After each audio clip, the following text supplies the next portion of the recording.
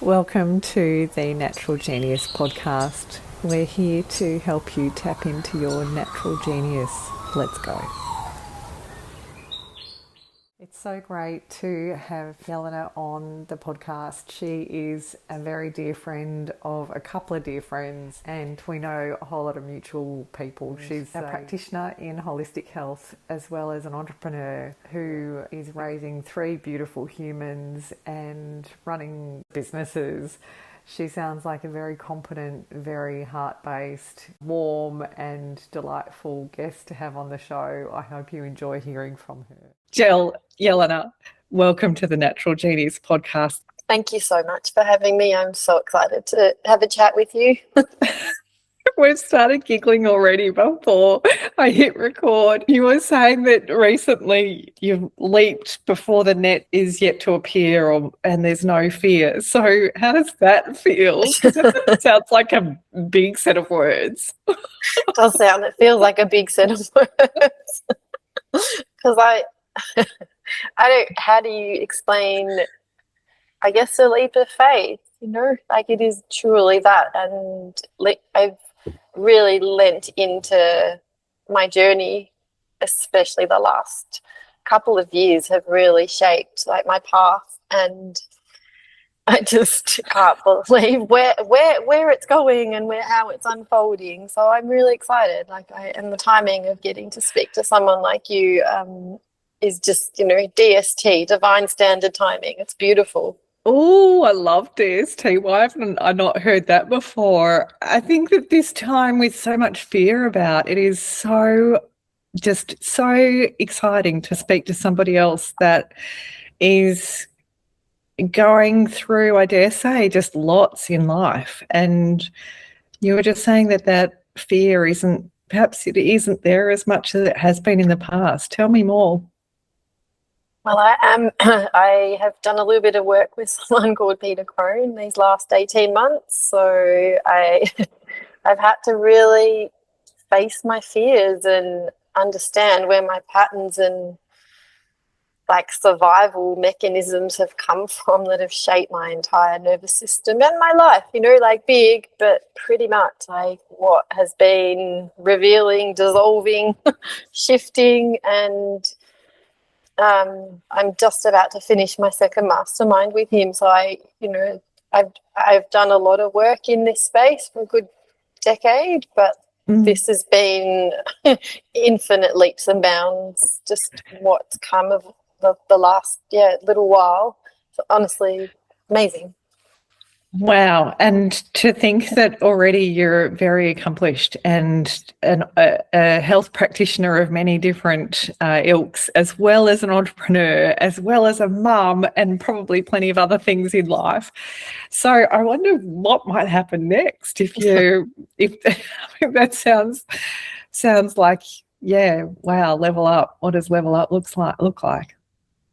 Well, I've always been passionate about health and wellness, but in really truly understanding, I'm an osteopath. I have been for nearly 25 years, and my patients have taught me so much about where the health lives, and it's an infinite source that we all carry inside of ourselves. It's just the stuff that gets in the way of being able to access it, whether it's physical, emotional traumas that come up through, from the very beginning of life. And if you want to go there, and I do, because I mainly work with babies, we come in with our own set of soul corrections, is how I like to call them, and the things that we're here to learn and to overcome, so we can actually access that deepest part of ourselves where health, vitality, love, joy, possibility, like freedom, like that's where that lives. It just gets clouded over. How did you come into working with the bubs to start with? I think it was always there, the calling for it. I wanted to be a pediatrician when I was in school and wasn't smart enough to get into medicine. Got a really great score but not high enough. And then just faffed my way through a science degree miserable, basically saying, what am I doing with my life?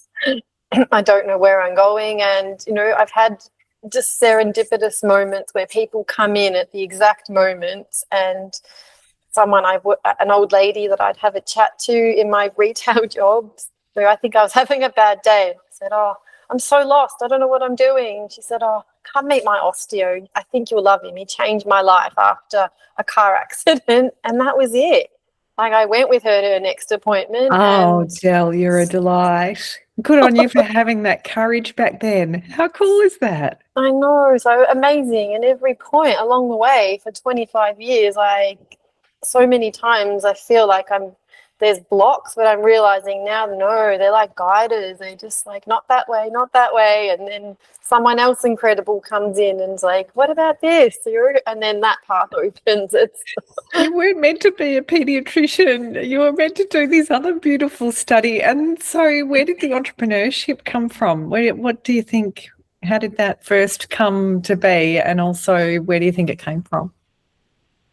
I've had my business, my clinical practice for 20 years. So I guess that element of, I am a driven person, and I know I'm here. My dharma is to be of service, and it just has taken on like many different hats that is how it presents for me. So whether it's with my patients or with my team, and then as I've started to go into more of a leadership role, you realize, oh, there's like parts of myself I'm not comfortable with, and why am I having a hard time having a hard conversation? What is that about? And so I went down the NLP path and the growth expansion world opened, like a portal opened there for like the last decade, and it taught me so much about myself. And then in turn, like, I could see the patterns in my patients, and it's also interwoven. Like, I've learned as much from my patients as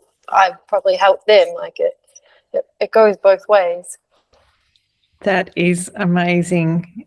I was saying before we hit record that I've got a very dear friend that hopefully will come onto the podcast. And she is a cranial sacrotherapy therapist and osteo like you. And whenever I'm treated by her, I always feel so peaceful afterwards.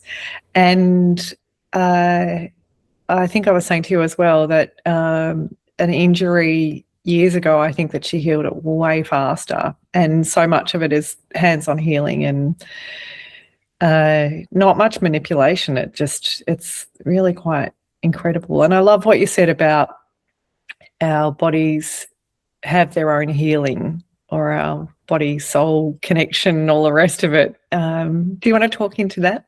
Yeah, of course. Like, the mind-body continuum is my passion. That is where my work is. And yes, I work as a cranial osteopath, but also spend a lot of time in the coaching space. And that time really, it showed me how much of the patterning comes from our own childhood and our own conditioning, and how then that forms so much of who and what we are and how we show up in our lives and in our relationships. And I just saw a big gap. I realized, gee, if we're figuring this out in our 30s, 40s, 50s, can't we just like cut all that out for the kids, our kids, my kids, and just give them the frameworks and the tools without having to go through all the hardship? Because if someone had taught me how to do that from the very beginning, I would be so different. I wouldn't be where I am now, and I've had to walk, it's been a harrowing path at times of real self-discovery.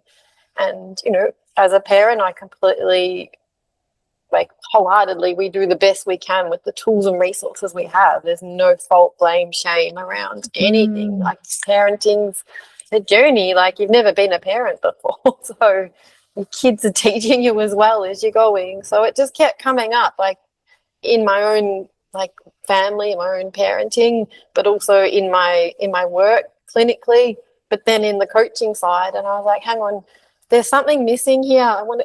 This is my calling. Like, this is how I get to create something where parents are able to connect with children from a regulated, understood nervous system that isn't coming from survival mechanisms, because that's how we've been programmed. And the program's been running most of the time all our lives until often something happens. And that's when I see people in crisis, like the trauma work I do. it's like everything comes crumbling down and you've got to pick up the pieces, and it's usually not the thing that's really caused the the last thing to happen. It's all the way underneath. So yeah, it's complex. It's so intricate. It's so complex. And also at the start of what you were saying then, Jill, I was getting that you have some of the, actually our mutual friend Rachel's husband Ryan, he taught me that quote around make the complex simple and the simple compelling. So it sounds like you've worked out some of the simple blocks, and I wonder if now is the time where some of the simplicity is coming through for people to learn quicker. So what are the things that you find have really profound effects on the family system when you're working with kids and perhaps their parents as well? I say to the parents, like, you are the nervous system of the family. So often the kids are brought to me and I'm holding this very distressed baby and I'm looking at the mum and her nervous system is absolutely not okay. And it's all over there with the mum and the mother-baby dyad. They're not separate.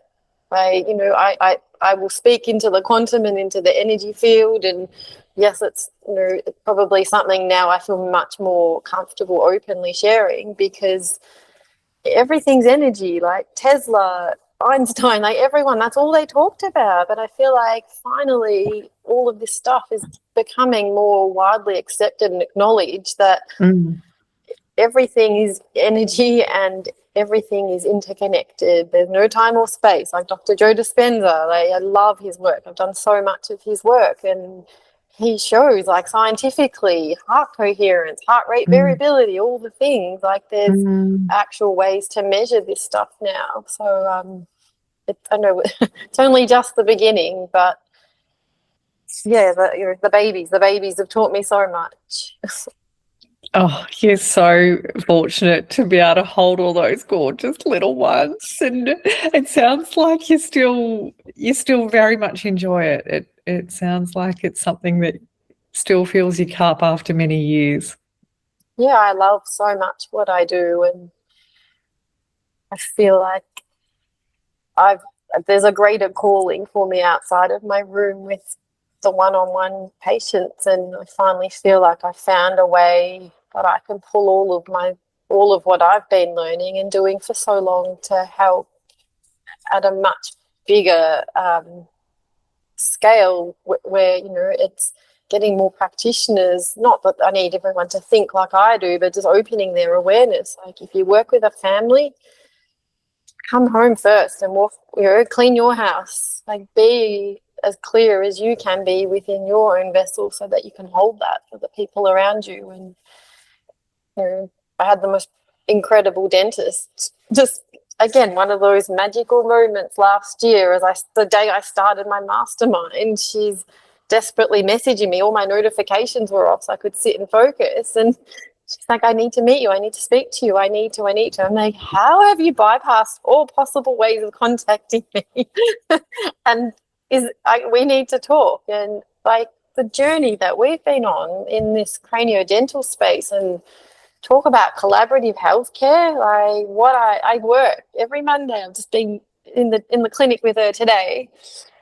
We work in the room with our patients in real time, collaboratively, one-on-one on our patients. And it's just incredible. Like, I feel like we're finally finding a way to create not sick care, proper health care for our patients, where you're not being referred here, there and everywhere. And I'd like more people like us to actually really work together closely. And the patients get emotional. They're like, just to see you here together, and the way that you like bounce off each other and really work together to get to the bottom of what's happening and how you're going to help me. It's not just teeth. It's not a hole in the head. It's an entire mechanism of breathing, nervous system, concentration, sleep, gut, it's beautiful. Oh, Jill, how wonderful, and how fun for the two of you to be working together. So it keeps amazing. on coming to me as we're talking. Years ago, somebody said, and it was applied to an organisation, grow the good health. So grow the good health within the system, within the organisation. And what you're describing is like the internal and the external. And even when I've worked with really great teams in the organisation, I've always wanted like what's inside to be what we're projecting out as well. So if we're saying certain things, then we want to make sure that we're doing it in-house. Gosh, how joyful for you too. What a beautiful time for you after putting in a lot of effort in many different aspects of your work and your career, and now to have a friend by your side on a Monday. I have four. No, there's four of us. There's three osteos and our dentist, and so it's been amazing to really go into creation mode with them. And I've had a burst of, what did my mentor call it? Creative crack, I think, is how we describe the last 4 weeks. Where it's like the piece of the puzzle fell into place with the cranio-dental work. And I'm in the process of developing an app. It's being built as we speak to just make this so much more accessible and not be relying on these families that desperately need help. They need some parent coaching, some family coaching, some body work, like all of the pieces. Like, it's so beautiful. And again, like the people that have come into my world this last 4 weeks, just like giggled. Thank you, universe. I think you heard me. Well, brilliant, because we all know that just one appointment here and there is not always enough. So the app must be some sort of support that both informs those conversations when you're face-to-face as well as outside of those times. Yeah, absolutely. And, tech, and it's just, what's hilarious? I'm like the most untechy person in the world, and everyone laughs because I run all these social media accounts and I'm the biggest hack, and now all of a sudden I'm meeting with developers and coding and having these crazy conversations. I'm like, how did I end up in this room? Is it like I'm just the brains, I've got the ideas, I'm the visionary? Well, I got to tell you, Jella, one of the last conversations I had for the podcast was with Matt Hart, and he talked about humanware being the top of the tech stack. So if we're thinking about blocks like being around beautiful children, there's in technology, and you would probably be aware of this already. They talk about the tech stack, and at the top of that is the humanware, which is your human intelligence, which is leading the way with this initiative. I just think there's a way forward with this. It's amazing, the technology that is currently available to us and the pace that it is creating at is, I can't believe what I've managed to accomplish in 3 weeks and what I've managed to build and create. And it would have taken me years if the tech that's available now wasn't here. Like, yes, my human element, it's helped me put it together in a way that can help so many different ways. And it's still only in its infancy. I think it has a long way to go.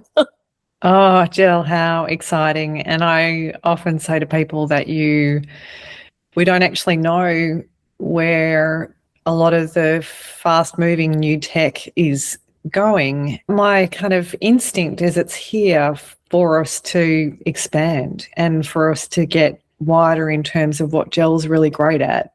This technology that you're referring to and how it's being built within a much shorter time scale, and then you can start to use it, and then you can start to see more, and you can get more into what you're here to be doing, and maybe spend more time in stuff that is more important than admin or anything else that you might have been doing in the past before this app came along. Totally. More time with my kids. Ultimately, I just want time with my family, and I've traded time for money, like to live, for 25 years. And I guess I'm at a point now where I'd like to be of service, and I want to help as many people as I can live a better life, health-wise, physically, emotionally, in all the ways that, I wish I had those tools. I honestly wish someone had said, oh, here, just work through this and see, if there's some guidance in there that might just help you feel calmer at the end of the day and less overwhelmed when your kid's screaming, but your nervous system freaking out is nothing to do with them screaming. It's all to do with like your programming inside, like just big stuff but little stuff. Like Oh, wow. Back to the complex and the simple. Well done. presence. Like it all comes back to like what can we move out of the way to drop back into presence. That's so sweet. Using you as the role model or the example. How do you stay present? And gosh, with the context of 3 businesses, 3 children, and an app, and I'm sure plenty of other things around family and friends, how do you enjoy being present? Well, it's an early start. I like to be up. My yoga teacher calls 5 a.m. the golden hour. So I like to start my day filling my cup, like me first, because I don't have it to give if I'm not filling my vessel. So that looks like an infrared sauna usually, some meditation or journaling. And then I have a practice.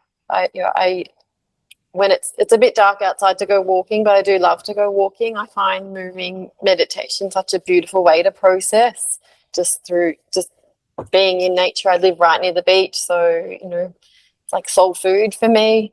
And I love Pilates, I love strength, and I do it at home. Like I'm at home, so when my little guy who's 5 is awake, mummy's there, and he'll either lay on the mat next to me or sit and play Lego, and he all 3 of them see like that is a priority, and if you get up before 6, then that's what I'm doing. And I'm not on call yet, like I'm there, but it's just teaching them the importance of that self-care as well, which has taken me a long time to understand and to learn the importance of. Like I've really I wouldn't say struggle, but there's moments where I feel guilty or I feel bad, or I think, if I just stop the video and I'll make him breakfast, and sometimes if I make it work. I think just being able to be at ease and in flow with my kids is when we're all happiest, but then the resistance isn't there. Oh, Jill, you're so inspiring. Thanks. I just love hearing that. I love hearing that you have that moment at the start of the day and that your kids are learning from that. I didn't know that. I didn't grow up with that. I think it's come from being at points of really severe burnout and self-sacrificing and never feeling like it was enough. And those thoughts do come now, but it's different. It feels very different. And I have daughters. I have teenage daughters, and I desperately do want to be that role model for them in any way that I can be. And I'm still learning too. I fuck it up as well, and and we repair and we laugh and we eat chocolate and we say that was really bad. We're not doing that way again. Like it's just, I think them seeing my humanity too has really been a beautiful thing for our relationship as they've gotten older. Yeah, wow. What topic do you want to discuss next? I feel like I'm just in this lovely bath of happiness. Is there anything you want to talk into? I'm noticing that you're mentioning Peter Crone as well. I feel like he must be a lovely mentor and teacher. But there could be other topics that you'd like to bring up. Oh, I can talk about Peter Crone. I've had quite the wild ride in the mastermind with him. I did my first one at the start of last year, and it felt like a bomb went off and the pieces went everywhere. Wow.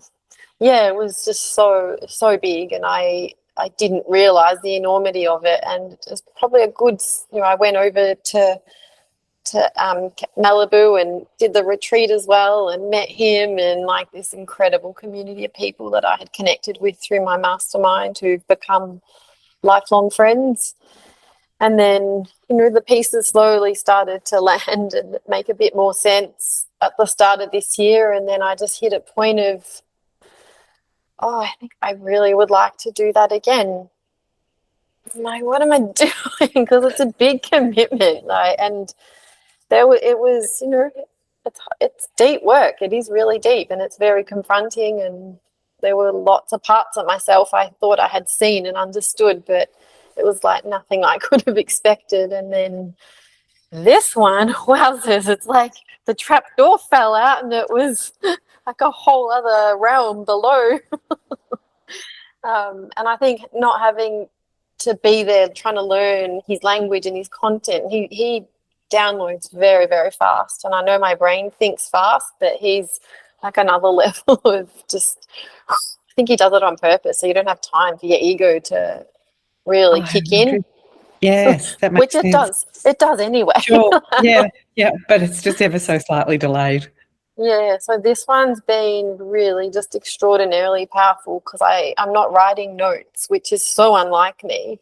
I'm really sitting and being with what's happening and in my physiology, in my own body.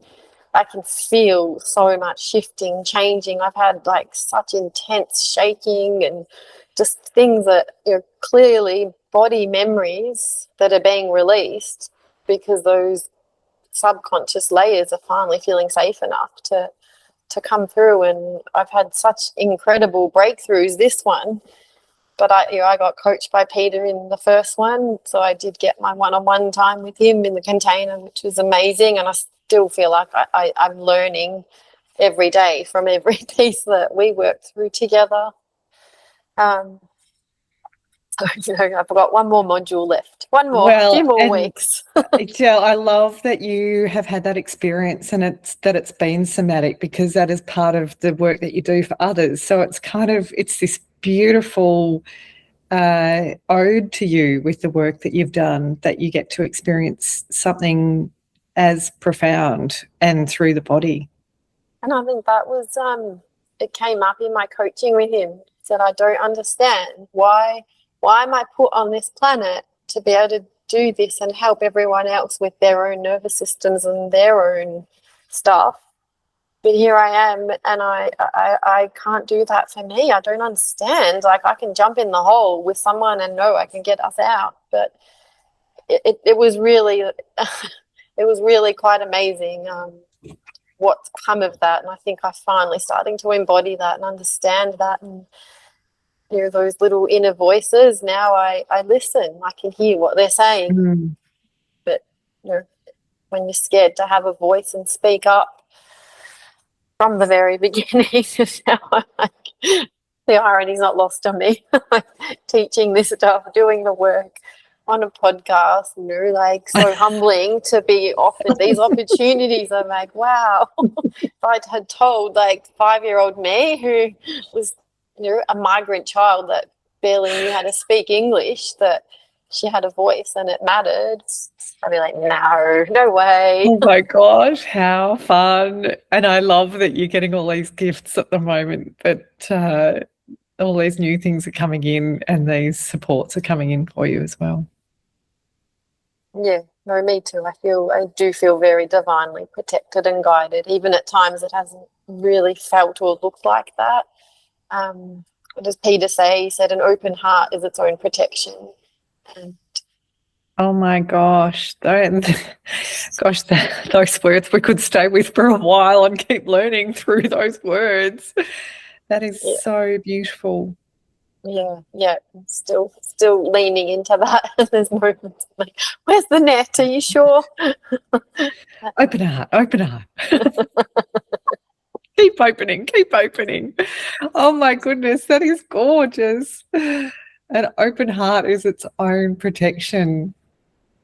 Gosh, there's so much in that, because also the more you open your heart, maybe you save yourself some time as well in doing different activities that weren't through the heart or weren't aligned. And I think too, like from my own experience, how much I've spent so much of my life protecting my heart because I felt like I needed to. And in the end, I'd built all these walls around the one thing that I know I have a big heart. And I feel like people feel my heart, but there were definitely protectors in place that once they feel safe enough to stand down, it's like, wow, the possibilities really are infinite. Like, it's so expansive. With that in mind, what can you see in the future? What would you love to see come to be? And I dare say you might have thought about that, given that you're building an app and you're doing other things. What are you hoping for? Well, there's a book brewing as well, because every time I'm doing things, I'm like, oh, I'm just like mind dumping stuff and just squirreling it away, because I feel like there's so much gold in what I've learned. I want to share it. I want to be able to give that back. Like, that's my legacy, to give and serve. And when I was away, sorry, I'm laughing because I was away recently, and one of my patients sent me the funniest reel. It was a little dark and morbid, but it made me laugh. And it was a gravestone with these little ducks circling it, saying, "When's she coming back?" And she's like, "That's how we feel when you're not here." I'm like, it's so funny, but it's so like messed up and dark as well. And she's like, we'll still be waiting for you to come back. So I feel like I Constantly get connected. But also, I would like to have a way that I can keep giving and serving, where it's not just time's finite. Like, I only have a certain amount of hours in my day to see patients one-on-one. So how can I expand that to help in other ways? It's obviously not the same as one-on-one in my room, but I just feel like that's the portal that's opened. That's been the leap of faith that I've taken. So we'll see, to be continued.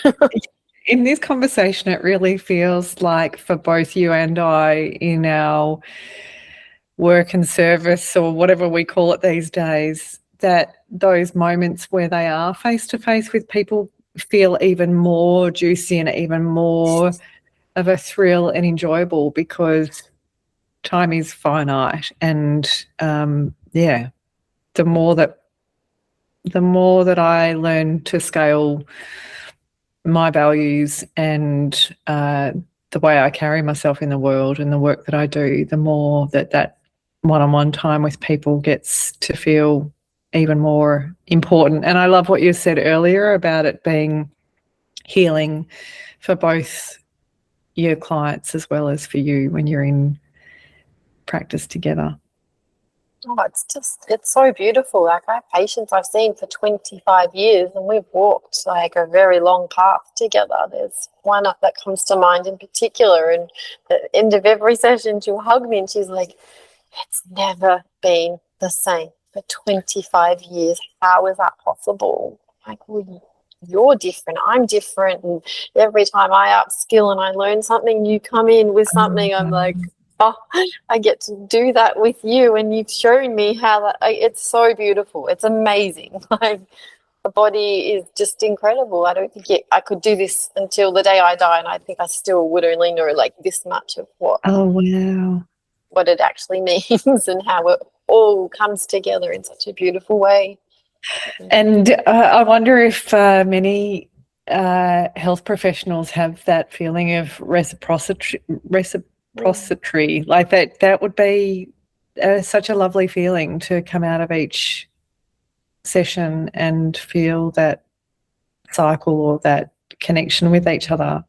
I think I have the gift of time. Like, I could see more patients in a day, or I could do more coaching clients, but I want that time. It comes back to that presence. And time to me, it is one of my love languages, but I always make sure I have the time that I need allocated so they get the best of me.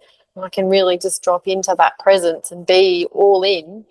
I'm not stressing out going, oh no, like, it's 5 minutes to go. And of course there is an element of that I'm very much about the time I spend with people, and whether it's in my own personal life or in my work. One of my mentors always used to say to me, how you do anything is how you do everything. And it's so true. Like, it's so true. It doesn't matter. Wow. I wonder if also you have those moments of timelessness, or that time expands when you're with your clients, because I definitely, for Spring that I was mentioning before, the osteopath that I see, and in my own work, I feel sometimes like it's this linear aspect of time isn't relevant, because you can cram a lot in it doesn't feel like it's crammed. It feels like it sometimes, time just expands for more to be able to happen. That's that's the quantum. That's exactly what Dr. Joe Dispenza speaks to. There's no time or space in the infinite. There's not, and that's why it feels so expansive. That's why it feels so infinite. And you tap into that. Whew, it's just like, of course I love my job. Like, I get to go there multiple times a day. I don't get that when I sit in traffic, I can tell you. Yeah. Lucky you live by the water. I love that you do live by the beach. Tell me about those people that you love. Tell me some stories. Who I mean, you've got 3 children, family, friends. Tell me some stories.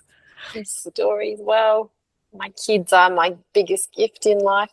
My greatest mirrors, my greatest teachers. And I have 2 beautiful teenage daughters. One's 15, one's 16. And 16 was a really tricky age for me. And having a 16-year-old, I feel like I've healed like some beautiful old parts of me that finally, through loving her and watching her journey. And there's been a little bit of grieving this year as they get bigger, of just letting go a little and being like, okay, go into the world. I trust you, and I trust you're going to be okay, and open-hearted, its own protection.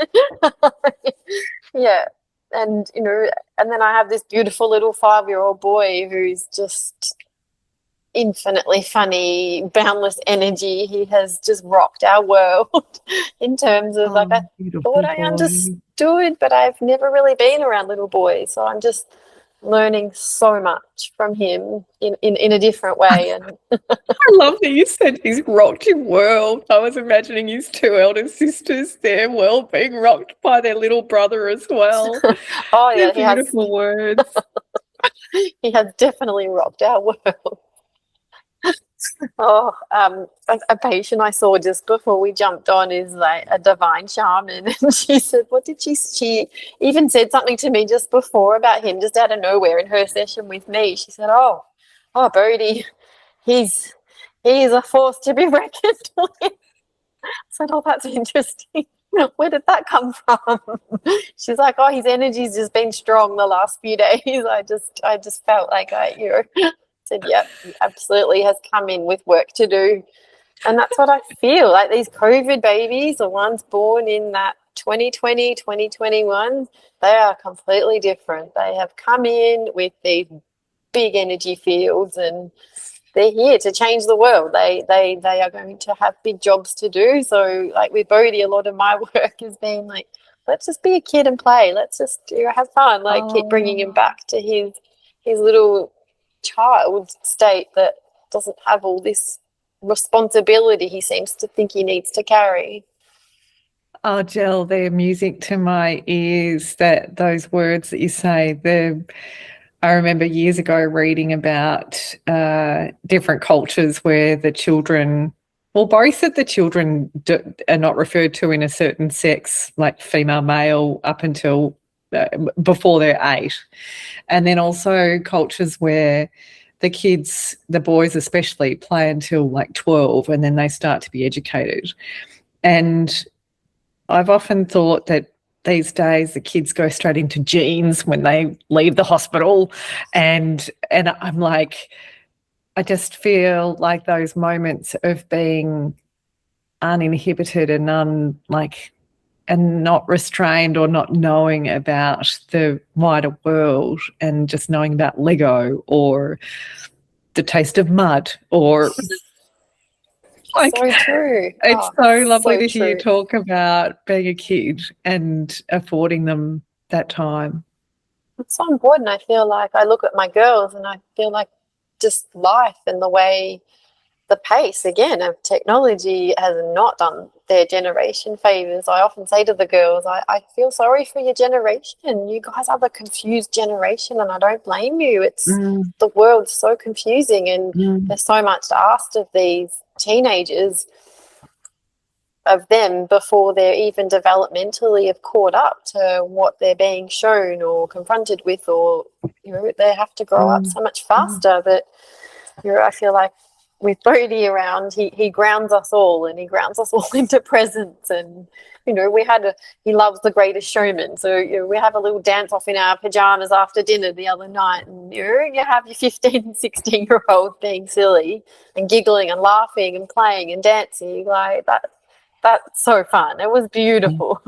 Oh, I love these stories. I love hearing that that's what they do. And at 15 and 16, when life can start to come in a bit more and things can be a little bit more complicated, to be able to dance with family and feel that container of ease and happiness and fun. I got probably in trouble for even saying it. Like, this is the other thing, I get filtered. Like, don't you put that photo on your? I do have to ask for permission if I post a photo of the girls. It's been good. It's taught me so much about how their generation are very aware of their digital footprint. It's good. Like, I think it's amazing.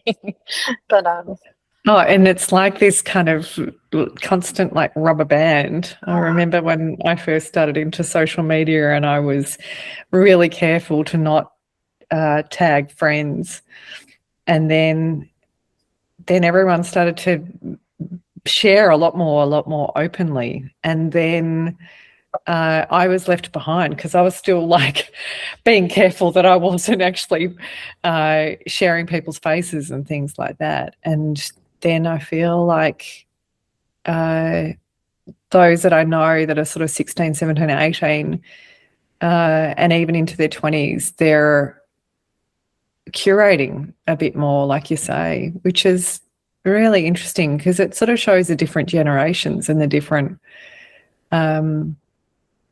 unique individuals that we all are, and our own perspectives around fear and around tech use. And there's a lot that goes into all of that. Yeah. And we're about to head into like quantum computing and massive fast computing. So how do we work with all that as well, which is interesting. I think what you said before, the human element can't be replaced. Like, that's a thing, that side of it, the soul of who and what we are, can't be taken by a computer and mass produced. It's not possible. How many billion people are there in the world? There's one of you or one of me. So yeah, I think it's just, I like to think, hopefully, as long as there's more of us that are tuned into this channel of making sure that the next generation growing up knowing who and what they are at their soul core level, in a world that is so fast and so much feels out of their control. Like, I look at it with my daughters and talking about careers going forward, really big conversations around, well, what will still be here, what probably won't still be here in the next 5 or 10 years, and how do we shape your decisions now based on what we know, but also a little bit preemptively as well. And Jill, the same for how much they've already learned. So through many different social media apps and digital apps, they've seen so many topics and like flicked through, not interested in that, interested in that, not interested in that. So I kind of feel like this alignment of what they're here to do or what they enjoy, they might have learned, and even think like they've been lucky enough to, a lot of kids compared to previous generations, to travel and to experience different cultures, and perhaps with different people of different lands around them a bit more than perhaps we were. And I feel like maybe that might make a decision on next steps more challenging, and at the same time it might also be that they've got a way bigger landscape from which to make those decisions. I feel like you'll be able to more finely tune it than, I think, if I compare to my experience, 30 years ago when I finished high school, I had to go do a science degree because my parents didn't let me have a gap year, and it was either gap year or you go to uni or TAFE. Like, there was kind of 3 options really, or work 4. There wasn't much in terms of being able to really make conscious decisions and choices. And I had a careers advisor say to me, "You're not smart enough to get into medicine. go change what you've put down. And she was right. I got 95 and I needed 99. Like, yep, she was right. But I'm so glad that I had 2 years of my science degree, because I never would have met Ruth, and she never would have told me about her osteo. And then I trust that the path always unfolds as it will when it's ready. Jill, that feels like a perfect book end to our amazing conversation. I feel like you and I could chat for a lot longer, but that feels like a beautiful way to end. Is there anything further that you might want to add? I just want to thank you so much. I've really loved chatting with you. Thank you. And for the beautiful divine souls. And you did ask me before about the people I love, and I do have to say the sisterhood has been just, my absolute. Thanks, Adriana. Thanks, Rachel. Absolutely. And all the other beautiful divine souls that have helped me along my way and how I've landed here with you. So thank you. Thank you for your time. Oh, pleasure, treasure. What a sweet way to spend time. Thanks for listening to the Natural Genius podcast. Please share this with anyone who came to mind, and visit us at naturalgenius.com.au. Thanks so much.